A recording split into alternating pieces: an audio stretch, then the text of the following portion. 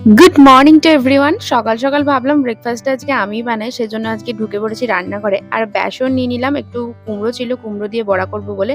তো বেসনের সাথে কালো জিরে, একটু হিং, একটু আদা কুচি, একটু লঙ্কা কুচি সমস্ত কিছু দিয়ে ফেটিয়ে ভালো করে এইভাবে বেগনিটা করে নিচ্ছি। বেগনিটা কিন্তু এরকম ভাবে আপনারা বানিয়ে দেখতে পারেন, খুবই সুস্বাদু খেতে লাগে। তারপর দেখুন এইভাবে ভেজেও নিলাম আর মুড়ি দিয়ে খেলাম। আর মুড়ি খাওয়ার পরে মনটা কেমন যেন কফি কফি করছিল, তার জন্য মা কফি বানিয়ে দিয়েছিল। আর আজকে আমাদের লাঞ্চে হয়েছিল একটুখানি ওই কাঁচকলা দিয়ে একটা কোফতার মতো। এটা কিন্তু মা বেশ সুন্দর বানায় আর বেশ নরম করেছিল, তাই একটু ঘিও নিয়ে নিলাম ভাতের সাথে। লাঞ্চের পর বাপি গিয়েছিল ভোজবাড়ি, আর সেজন্য আমার জন্য একটা পান নিয়ে চলে এসেছিল। এটা কিন্তু বাপি একদম ভুলে না। আর সন্ধ্যেবেলা আজকে চায়ের সাথে ছিল ভেজ কাটলেট, একদম গরম গরম সুন্দর করে একদম চা দিয়ে জুত করে খেলাম। রাত্রে আজকে ডিনারের জন্য একটা অন্যরকম জিনিস বানিয়েছিলাম। আমি কিন্তু কোনোদিনই ময়দার ব্যবহার বেশি করি না, বেশিরভাগ আটাই খাই।